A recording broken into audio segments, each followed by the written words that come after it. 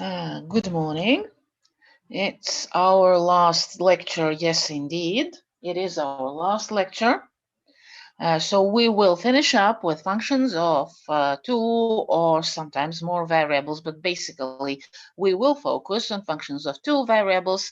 Those of you who may need functions of more than just two variables will evidently be able to investigate and to do things basically in exactly the same manner, nothing really different, except that we cannot actually graph a function of more than two variables, because we need two variables for the base plane, for the domain, and the third variable for the z-axis, for the function value, to depict the function, the graph of the function, as a surface.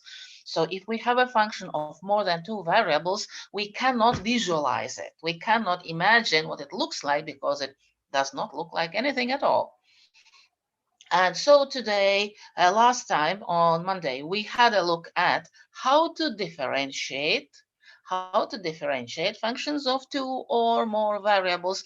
We saw explicit differentiation, that is, we differentiate partially by one and then by the other variable. And then we had an implicit situation, the implicit functions, where we differentiate the whole expression by x, by y, by z, so by the independent variables and also by the dependent variable. And then we wrote down the actual derivatives, partial derivatives by the variables of the function. So we constructed the situation. Today, we will have enough opportunity to practice differentiation for our other purposes. And so administrative issues a bit later, because evidently there will be some who come late, and then they will seem surprised that they don't know something. Please don't forget to sign your name. And yes, take care. I will ask for another round of attendance taking later on, because it's very obvious that there are people who sign in and then just disappear, leaving the computer open, or maybe just closing Zoom, and so on and so on. So apologies to those who are forced to sign for the second time. It's all about those who are lazy, not you. And so, and so, here we go. I will now, let me see, redo the chat a little bit so that I can see what is going on. All right, there we go. Okay, and so now, the exact differential, what that is. So first of all, let me remind you that when we find the partial derivatives, so there's a difference. Partial derivatives are, we differentiate the function. Suppose we have this function, z is some function of two variables, in this case x and y. It goes exactly the same way, in a similar manner, for functions that are of more than just two variables. And so when we want to differentiate partial derivative, because we are only looking at the change of the function, if we hold y value constant and we make a small change only for the x value, therefore we call this partial derivative, because it's only a part of the whole thing, only in one direction. So we can also write it as dz by dx. Please note that the notation is slightly different. The letter d is written differently for this.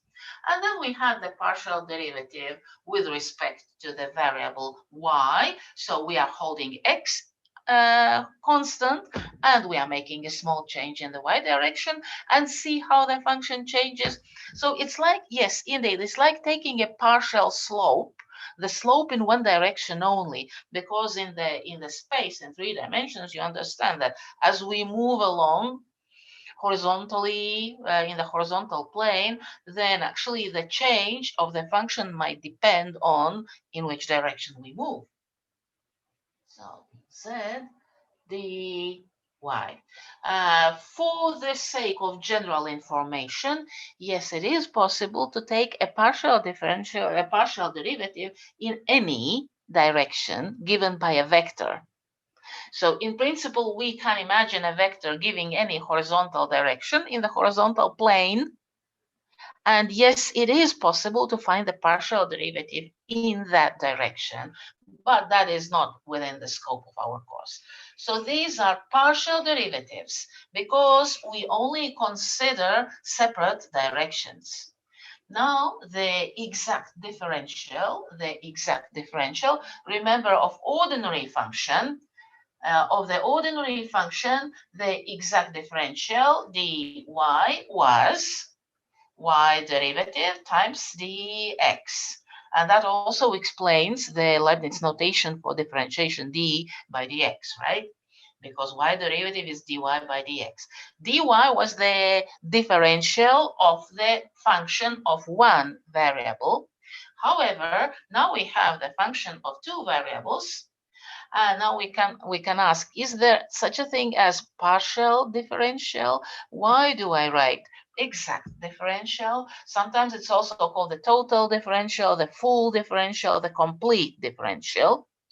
That is because we are taking the exact differential, the total change of the function. So in this case, we would denote the exact differential like this. We write, yes, it's dz differential of the function z is derivative in the direction of x multiplied by the dx, and the derivative in the direction of y multiplied by dy, the increment of dy. So it is important to note that I can write using this d notation. I can write it like this. Yes, of course. But please note that these d's are different. They do not cancel out. They are different things. dz by dx is simply a notation for derivative. However, this dx, the small step in the x direction, is something new. If we know the value of the derivative, that is the slope in that direction, then when we take a small step in the x direction, a new small step, then the function increases approximately by this. And then when we take another small step in the y direction, the slope in the y direction would be this. And then, of course, we take into account the actual step we take in the y direction.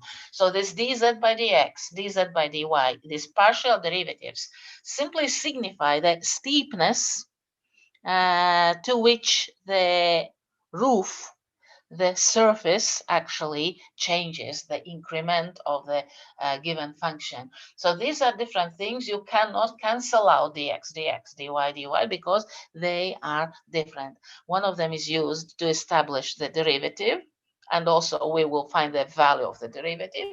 And the other one is to establish the actual step. So that is the exact differential. What does it mean really? What does it mean really? Well, the diagram is rather difficult to sketch, somewhat difficult to sketch. So we could imagine, of course, let's say, all right, let's imagine a parallelepiped. Okay, I will try to sketch and explain. I will sketch a parallelepiped. So this is the given point x0, y0, or xy in the xy plane. So this would be the given point with coordinates xy in the xy plane. So and suppose the function value is there, it's the z value. Now, if we take this dx step, this would be the dx. If we take the dx step in the x direction, the function might change approximately by this. If I take the step only in the y direction, if this is the dy, the function change might be, well, something else again, this. The function changes like this. But if I take both steps, it's not necessarily that we can, that we have to add these two changes, because the actual change, if I take both these steps, so actually I would go like this. The actual change is not necessarily this, and it's not necessarily this, and it's not even necessarily the sum of both, but it could be possible to have a change, well, something completely different in this direction. So we have to be very, very careful with those partial derivatives. I am basically showing you, I'm illustrating the fact that it is not the same as the increase of the function. This exact differential is not the same as the increment, the increase of the function as we move from x to the new x, x plus dx, y plus dy. However, the good news is that it's the main part. If you remember anything about the differential of the function as such in 2 dimensions, remember we had this graph. We said, all right, let's make a change dx or delta x in the x direction, and we see how the function value changes, well, by this distance, the actual function change. But we assume, for the sake of simplicity, for the sake of approximation, we take only the principal part, only the part of the increase of the function, not from the old value to the new value, but from the old value to the value on the tangent line. That was the differential of the function. And actually, from this geometrical interpretation, we had this differential of a function of a single variable. Now, with 2 variables, we basically take the tangent plane, because if we have the graph, which is a surface, and I have not sketched anything like a graph here, there's no graph, no surface, there's only one point. This is only the one point on the graph. I haven't sketched the surface. So instead of, when we move to some other point nearby, we can basically, instead of estimating the actual change of the function, the actual increment of the function, we take the point on the tangent plane. We will see what a tangent plane looks like later today. I have illustrations. So basically, I could consider the actual change from the old z value to the new z value up there. But what I basically do is I think of the tangent plane drawn at that point. I should probably mark it with a different color. At this point, instead of taking the actual value of the function, we take the value on the tangent plane. Imagine we have a curving surface and we have drawn a plane touching that surface at this point. So we take the approximate value on the tangent plane and the increment, the approximate increment, the principal part, is this exact differential. This is what the exact differential actually means. Simply the increment. So in general, we understand that when dx tends to 0 and dy tends to 0, then the increment of the function is approximately equal to the differential, to the exact differential. The total increment. If you remember last time, we had this total increment of z, which happens if we take both these steps horizontally in the horizontal plane. That would be the actual increase of the function. But we say if these steps are small, if these steps are really small, then this is approximately that. Again, you have probably used this in physics lab to estimate the error in a formula, for example, that depends on 2 variables. You have probably used this, at least those of you who take physics lab, who have physics lab. So let's see what's next. Yes, I will now erase my ink this because I have this printed in a nicer way, so more visible, more obvious. So this is the exact differential. It's the principal part of the increment of the function if we move by small steps in y direction and in x direction. But that's in small steps. The ever-present question in mathematics is, what does it mean sufficiently small steps? How small is small enough? So basically, we would need to evaluate the relative error, the relative accuracy, which I leave for your physics lab for your practical applications. And so dx is the same as delta x, the small step, and dy is the same as delta y, a small step in those directions. So that's why I said tends to 0. So I will, okay, I wanted to erase the red part because it's rather difficult to see. And so for 3 variables, if we have, for example, a function of 3 variables, u is a function of x, y, and z, then the exact differential would be, of course, the 3 partial derivatives, each multiplied by the corresponding increment of the independent variable, and all of them added up. That's the exact differential. Exact because it takes into account all directions. All directions. Of course, in this last case, with 3 and more variables, as I already said today, it's impossible to imagine, it's impossible to graph. We cannot think of a tangent space to some strange 4-dimensional object. We can think of a tangent plane to a 3-dimensional surface.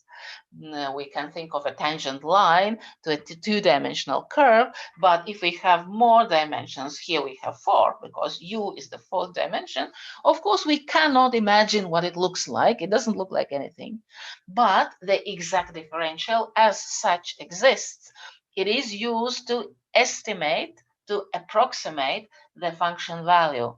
So if I know the function value at my given point, then by adding the differential, I can approximately estimate the value of the function at that new point. Approximately, yes, of course, it's not accurate, it's not exact. The differential is called the exact differential because it takes into account, in the 2-dimensional case, in the 2 variable case, it takes into account both independent variables. In more than 2 variables, it takes into account all independent variables. That's why it's called exact or full or total differential, as opposed to partial derivatives, Partial derivatives characterize only separate directions. The exact differential characterizes basically the total change, the general change of the function. Let's have an example. The example is easy to do. So remember what we have to do. I'm reminding you of the formula. So dz is z derivative by x times dx plus z derivative by y times dy. So let's do those derivatives. Derivative by x would be, remember we are holding y constant. So x derivative is 1. So the derivative of 2xy squared is simply 2y squared. The derivative of minus xy is, of course, simply minus y because it's x derivative plus, and 3x squared derivative is 6x. We actually had this very same function, I think, on Monday as well. And derivative with respect to y. Y squared derivative is 2y. So we have 4xy minus xy derivative with respect to y is minus x acting as a constant, and the other two are constants with respect to y, so we have to stop there. And now the dz. It is evidently derivative with respect to x, partial derivative with respect to x, 2y squared minus y plus 6x dx plus derivative with respect to y, 4xy minus x with multiplied by dy. And that's it. This is the exact differential of first order because we are only using the first order derivatives. For the exact differential of the first order, like this. So actually now, if we have a point, a good point where we know the function value, and we want to establish the function value nearby for small dx and small dy, stepping out of our point just a little bit in each direction, x and y direction, then if we actually have the derivatives of that function and we find the value of that derivative of both partial derivatives, like the slope in the particular direction, then we can use all these numbers to actually figure out the approximate increment of the function, which is the exact differential. And then second and higher order exact differentials. Second and higher order exact differentials.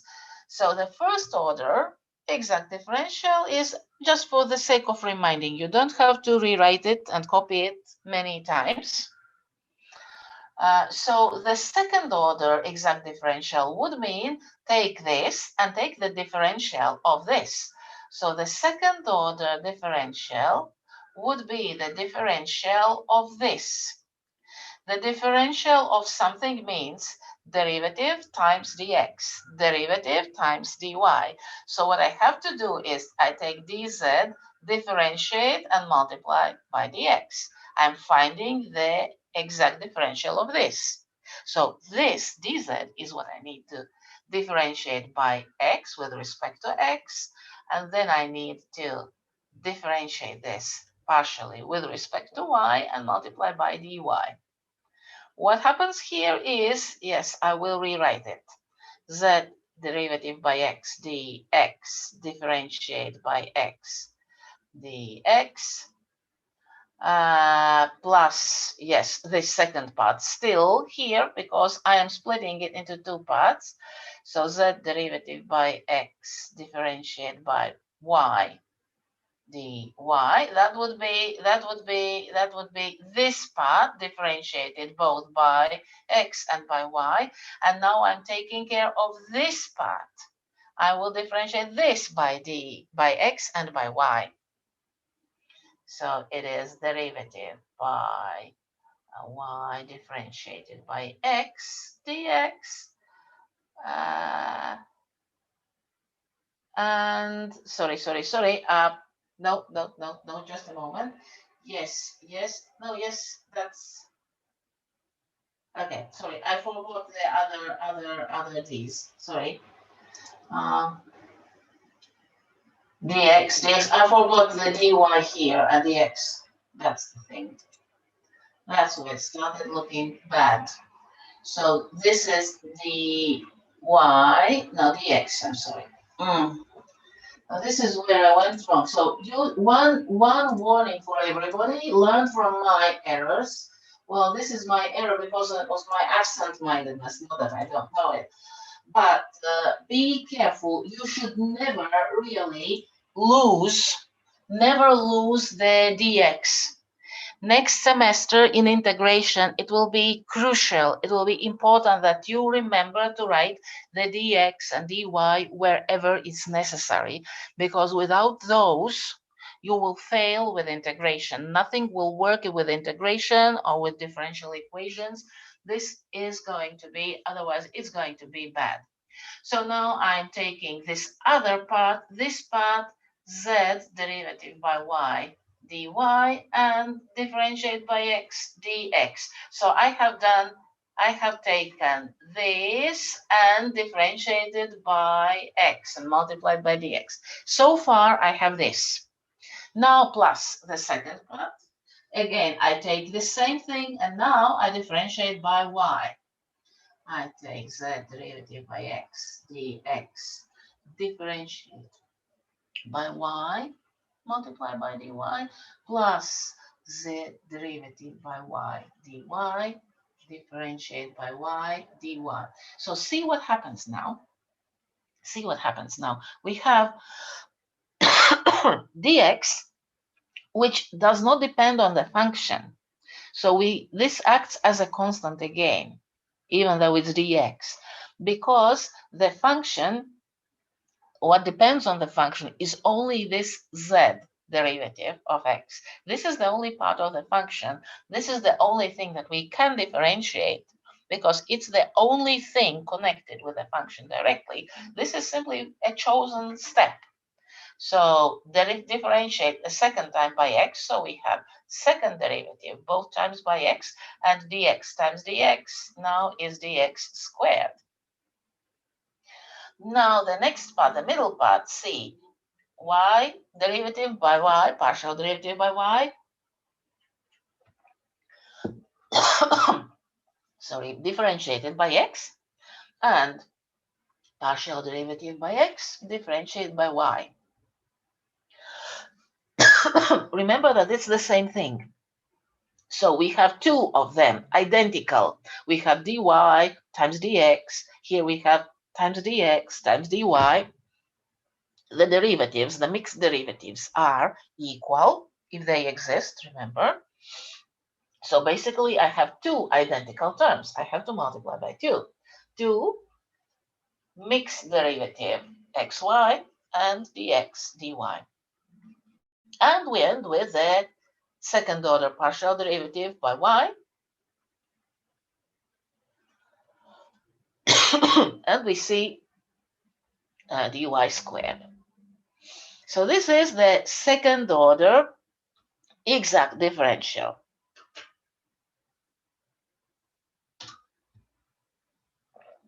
Written perhaps in a nicer way. But it's the same thing. You see the second order partial derivative both times by x multiplied by dx squared. Second order partial derivative by z both times both times by y multiplied by dy squared. And double mixed derivative by x and by y. Second order mixed partial derivative by x and by y doubled, because one comes from differentiating by x the partial derivative by y, and the other copy comes from differentiating by y the partial derivative with respect to x. So that's how they actually show up, two of them. We get two of them here, that's this part. And finally, second order partial derivative by y dy squared, which I already said in the end. I named the first term, the third term, and in the end, the middle term. If there's a need to find more higher order partial derivatives, those of you who are familiar with counting principles and Pascal's triangle, hopefully at least some of you are familiar with Pascal's triangle. If you are not, then at this moment, I will not explain because there's not enough time. Do you remember the next row? How is the next row created in this triangle? 1, 4, 6, 4, 1. So every number in this triangle is obtained by adding the two numbers above it. So basically, the third order partial derivative goes like this. That is, the third order partial derivatives first all 3 times by x dx cubed, then twice by x and once by y. It happens 3 times. If we did another partial differentiation round with this, we would see that we have, if we differentiate this by x, we get 2 copies of this. If I differentiate this by y, I also get one copy for this. So this explains this adding principle, actually. And the fourth order exact differential would be fourth order derivative only by x. Then we would have 4 mixed derivative by 3 times by x, once by y. Then we would have 6 copies of twice by each, and so on and so on. So these exact differentials are of less use. It's simply for the sake of definition, but I think in the homework, you have the second order exact differential to write down. So in the homework, you might need to write down the second order exact differential. As you see, all you need to do is find these second order partial derivatives, both times by x, mixed derivative, and both times by y, and then simply write it down without any problem. So if in the homework, in the midterm exam, for those of you who have to write the final exam, you are asked to write a second order exact differential, then you simply do the necessary derivatives, second order derivatives, and just write it down using the formulas that you get. And that's it. Now, let's do some exact differentials. This question is from your exercises from the lecture file. Let's do the exact differential for this. The exact differential, if I don't mention the order, it means first order exact differential. If I say second order, then of course you have to do the second order. So in this case, we are dealing with the first order exact differential because it doesn't say second order. Be careful, don't do too much because that's a waste of time. You're wasting time if you are doing unnecessary things. And so the derivative of z by x with respect to x, or if you like, but then you have to write the correct d. You have to do the correct spelling for d. So the derivative of ln u, remember, is 1 divided by u times u derivative. So in this case, it would be 1 divided by x squared plus 3y squared times derivative of this expression, of course, only by x. So it's just 2x. That's it. The derivative with respect to y, so derivative with respect to y, is again the same. Divide by x squared plus 3y squared and multiply by the derivative of this expression, which is by y. So that would be 6y because x squared is a constant in this case, supposed to be a constant. And now the exact differential. dz is 2x divided by x squared plus 3y squared. You can write dx if you like here above the line. Well, I write in principle here so that you see the structure of the exact differential. I write dx after the derivative, not on the same line, so that you see the structure. So you see the derivative with respect to x times dx plus derivative with respect to y times dy. But as I said, you may easily move, if it's easy for you, you may write it there up on the line, no problem. What also is possible, yes, it is possible to take the common factor out. Some people sometimes wonder if it's allowed. Yes, you may, for example, take 2 divided by x squared plus 3y squared out of parentheses and then leave what is remaining.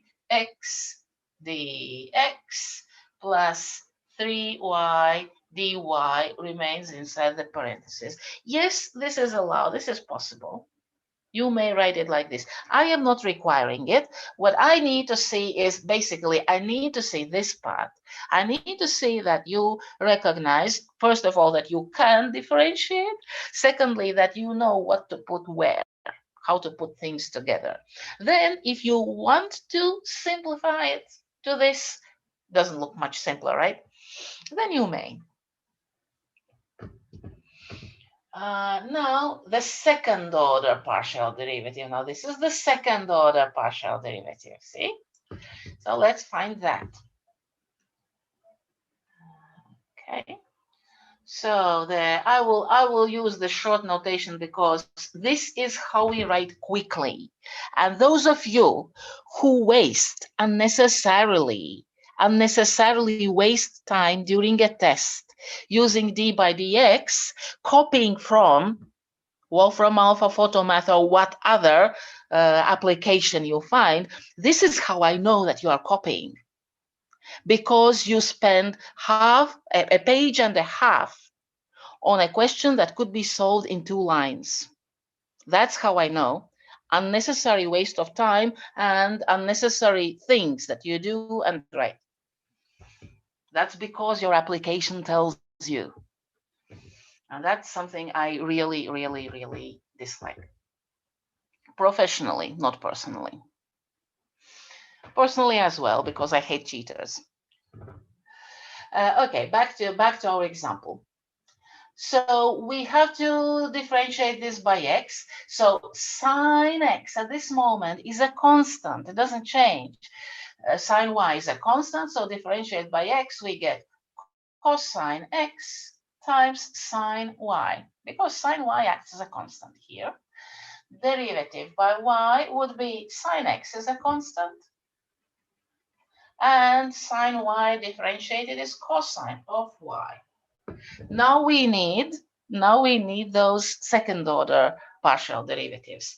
So the second order partial derivative both times by x, and don't forget to write x twice if you use this notation, because the variables are important. It's important to see how we differentiate. So again, sine y is a constant. Cosine derivative is negative sine. So I have minus sine x, that's the derivative of cosine, times sine y, which acts as a constant at this moment. Next, second order derivative, let's do the mixed derivative, xy, which will be, of course, the same as yx. You can choose, differentiate the first partial derivative, that is the one by x with respect to y, or take this and differentiate it with respect to x. There will be no difference actually. So I will in fact take the x derivative by x, differentiate by y. Cosine x remains the constant. And if I'm using this version now, and if I differentiate by y, sine y derivative is cosine y. And finally, the second order partial derivative, both times by y. So sine x is a constant for this. Cosine y derivative is minus sine y. Notice something. The two partial derivatives that are of the same second order partial derivatives of the same variable are basically identical. And so the second order differential, d to z, we take this multiplied by dx minus sine x sine y dx squared plus double mixed derivative 2 cosine x cosine y dx dy, both of these increments, and finally minus, because this is negative, sine x sine y dy squared. So you see here we have, this is the corresponding second order partial derivative. So you have to find them. You have to do this part on top, and then you simply write down the second order differential. So finding the second order differential or the first order exact differential is nothing. You always will need to differentiate. You always will need to find the partial derivatives, but then all you have to do is put everything together. Simply write one line putting this together. It's not longer than this. All right, so how to use the exact differential to approximate a function? So basically, let's remember that the function f, or the, okay, function f of x and y will be approximately equal to the original function at whatever point we can know its value, plus the exact differential of this function, but yes, established, estimated at that same point. Or z is approximately equal to z0 plus dz. That is, supposing we know the function value at some point, some function value we do know, and then we consider the change of the variables x and y and estimate the increase of the function. So this is the approximate increase of the function.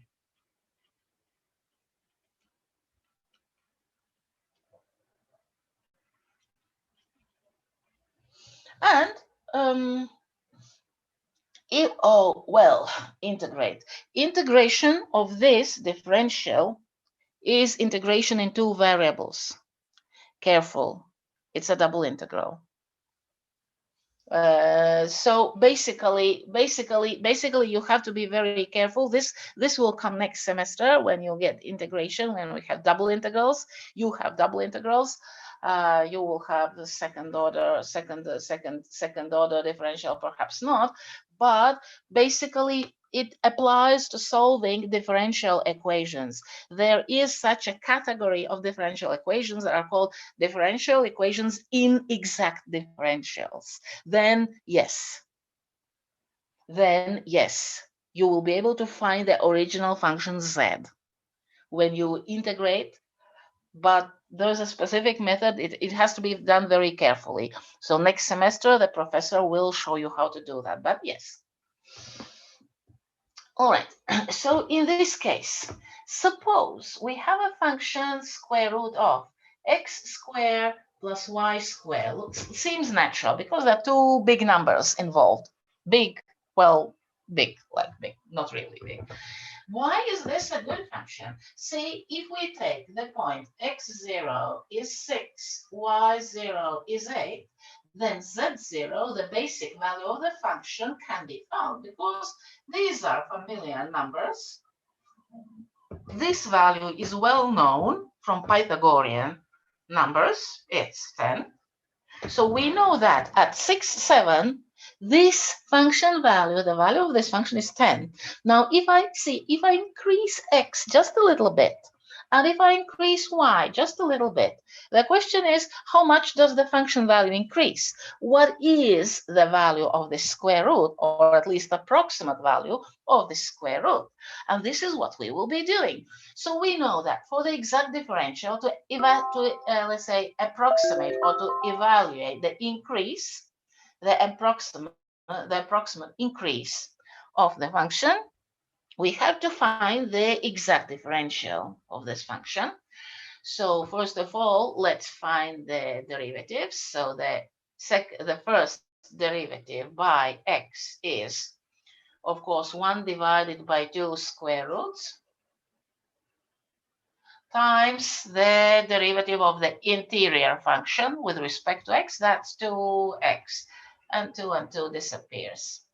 And derivative with respect to y, again the same, 1 divided by 2 such square roots, x squared plus y squared, times derivative of the interior function, chain rule, interior function differentiated by y is 2y, and these again disappear.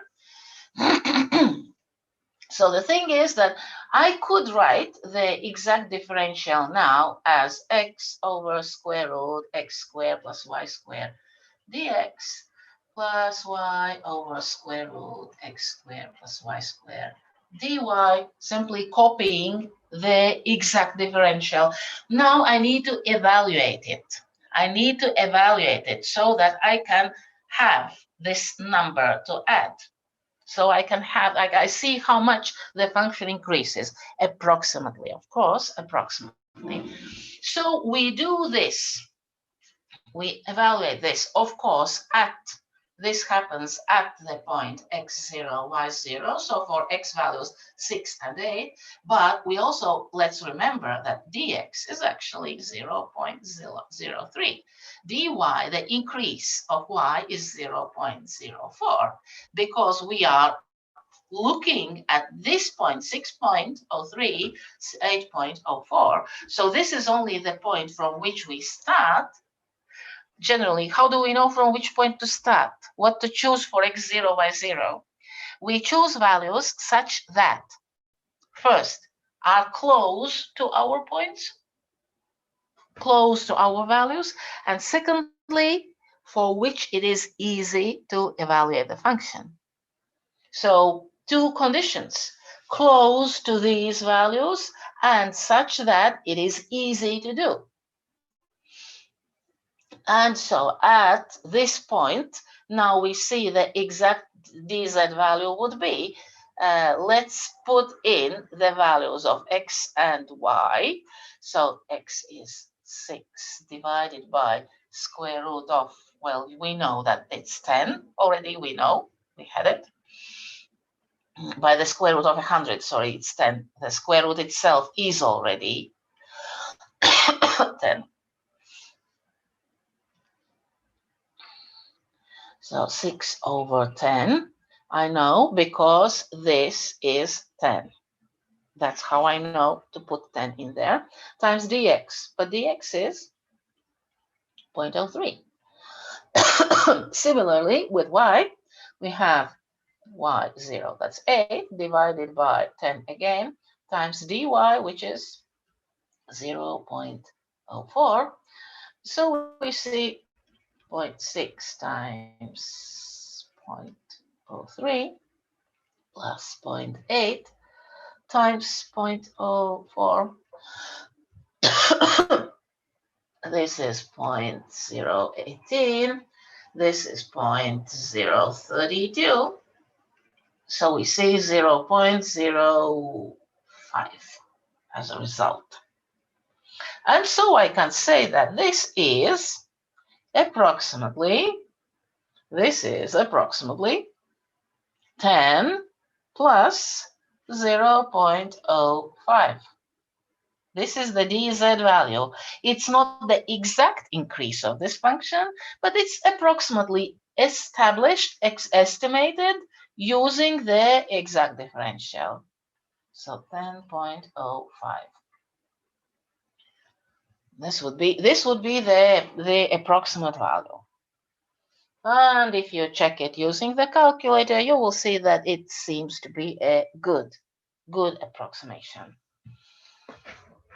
Similarly, when you need to establish the error of calculation in your physics lab, for example, then you do something similar. You only don't perhaps use this, but you say, okay, we approximate the value at this, and the absolute error is no less than, perhaps approximately equal to 0.05. If you know the errors of measurement, for example.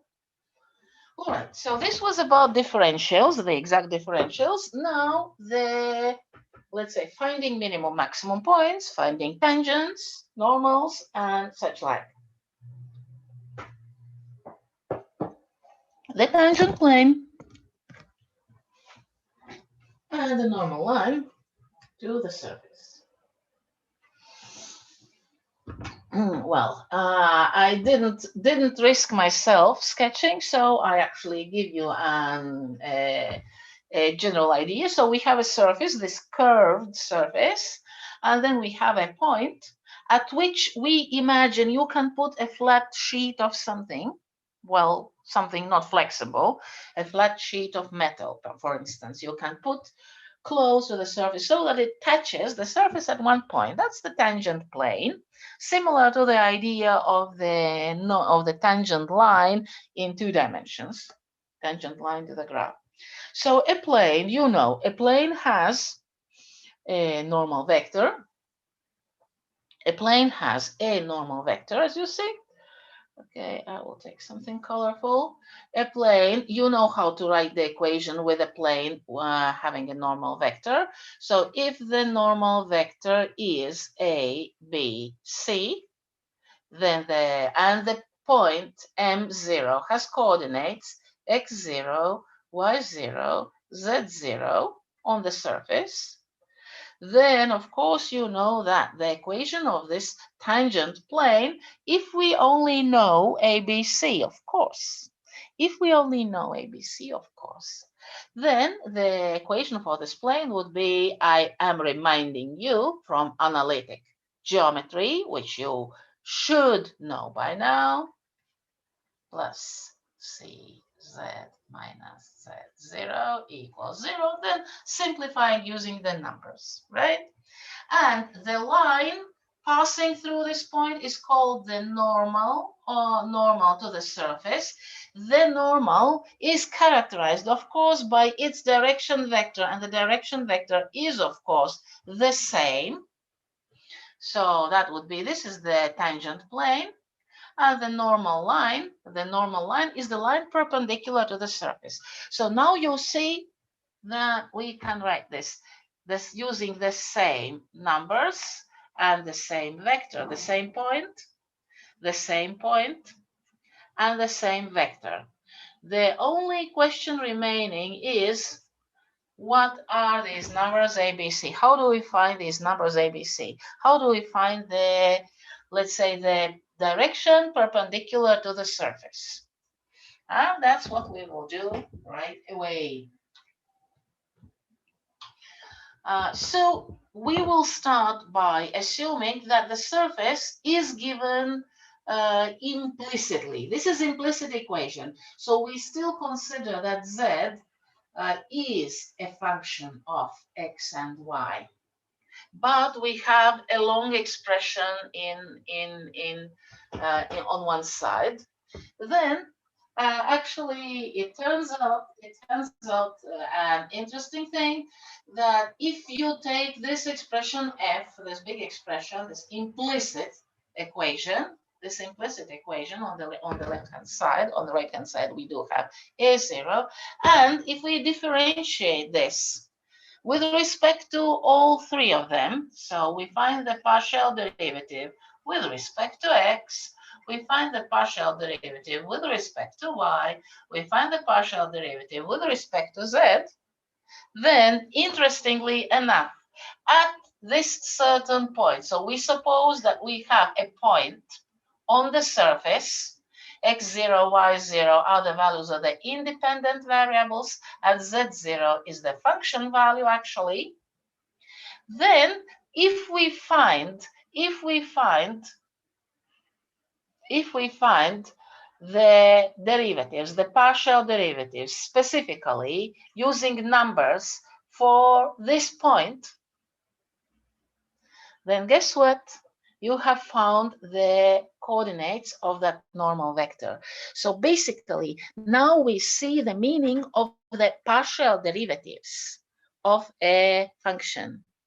The partial derivatives, including the partial derivative of the function value z itself in the implicit equation, are actually giving you the direction in which the surface is curved, great mostly at that point. So the direction perpendicular to the surface. The derivatives, the three derivatives of the implicit equation by all three variables, x, y, z, give you the direction in which the surface is curved most. The strongest curvature is in this direction. The normal vector to the surface goes in this direction. This is the meaning. So you don't have slope as such as we had. The meaning of derivative is the slope in two dimensions. However, if you did it implicitly, you would still get the normal vector for the curve in two dimensions. If you wrote the implicit equation for the function, and if you did it by the variables x and by y, the partial derivatives, you would get the normal vector in plane in two dimensions. So this is the, let's say, the most obvious meaning of the values of the derivatives. So of course at m0 at the specific point, and I think I had it printed. Yes. I'm sorry, I have to erase this. I will erase everything I wrote. So basically, we already wrote the tangent plane. So we don't write it in terms of this. It's easier if you find this is a vertical line, and I write at the bottom that we are evaluating this at the point M0. So this is A, this at the same point M0, this was B, and the derivative by Z at the point M0 is C. So for the tangent line, we already had the equation. If you wrote it down, you already have it. And for the normal is a line. Tangent plane, yes, but normal is a line, only one direction. We use the point M. We use the point M, that is M0, the given point on the surface, and we use the derivatives, partial derivatives at that point, the values of the partial derivatives at that point. So basically, the normal vector would be the vector f derivative with respect to x at m0, f derivative with respect to y at m0, f derivative with respect to z at m0. That's the normal vector. But in principle, it's much easier to do it separately and then write down the normal vector. Writing like this is not economical. It's not economical, and it's not very, well, it's correct, but it's not easy to understand. It's much easier if you do the derivatives separately, evaluate them separately, and then simply write down the vector n. And of course, you can find the normal unit vector as well. That is, if you take this normal vector and divide by its magnitude. So we are connecting back to the second unit, back to vectors, and back to analytic geometry. As you may have noticed, we are connecting back to the previous units all the time. Yes, let's try this. Let's try this. Tangent plane and normal. So we have this long expression, which is the function f, the equation f. We still think z is a function of x and y, but it's given implicitly. It's not written in this form. It is written in the form an expression containing x, y, z equals 0. So we take this expression f, the left-hand side, and differentiate away.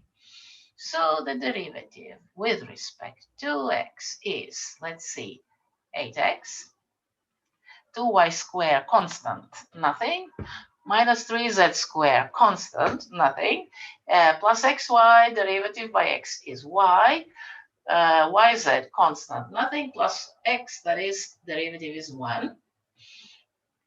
The derivative by y with respect to y, 4x squared constant, derivative 0, for 2y squared, derivative is 4y, z squared is constant, xy derivative by y is x, yz derivative by y is minus z, because there's a minus sign, x derivative, 4 derivative, those are zeros.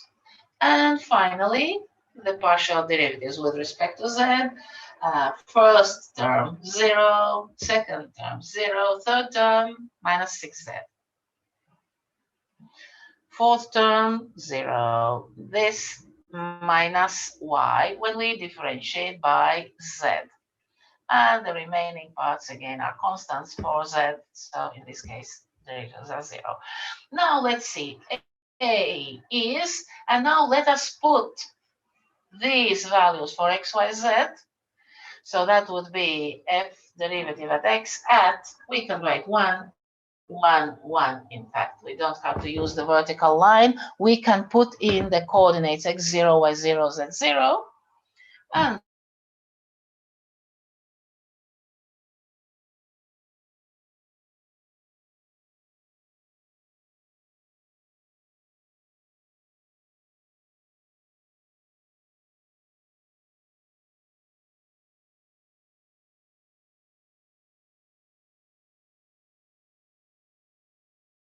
Then you have to follow the rules, follow the formulas.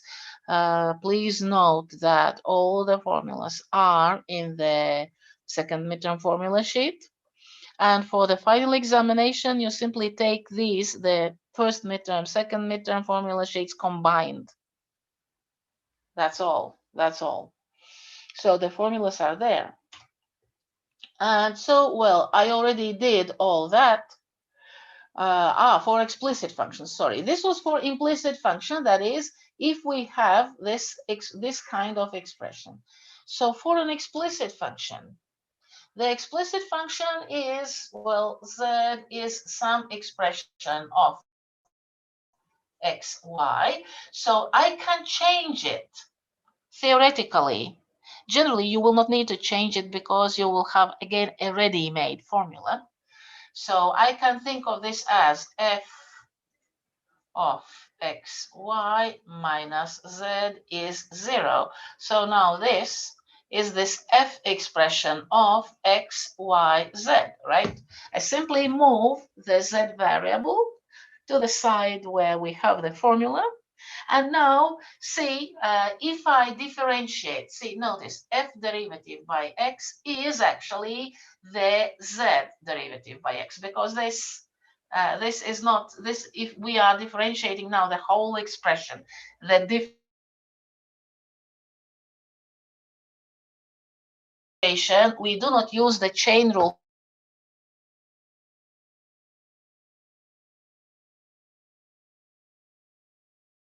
It tends to be a constant at this moment, so nothing. Now, the derivative by y with respect to y, again, the same thing, only this part, only the part f of xy can be differentiated. So it's z derivative by y. And finally, f derivative by z with respect to z. This does not contain z, only this has the derivative of minus z is minus 1. So you see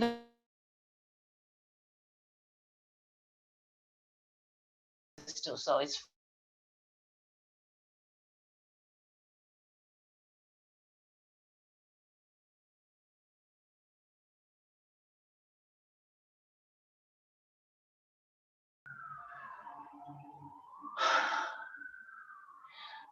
does it always remain minus 1? No, only in this situation where you have a function explicit. So if z is written simply only in terms of x and y, you see, there's no z here on the right-hand side. If you can write z as an explicit function, then the third coefficient will be minus 1 always. If, on the other hand, you have a mixed expression of all three variables equal to 0, then in this case, you have to do the 3 partial derivatives. It's only in this case when we have explicit functions. For implicit functions, you have to differentiate 3 times with respect to each of variables separately, and then you will have the different value. But in this case, it's minus 1. In this particular case, it's minus 1, yes.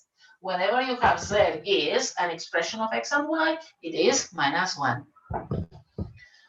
And so the third point is found. So the point M0 now is 2, 0, 2.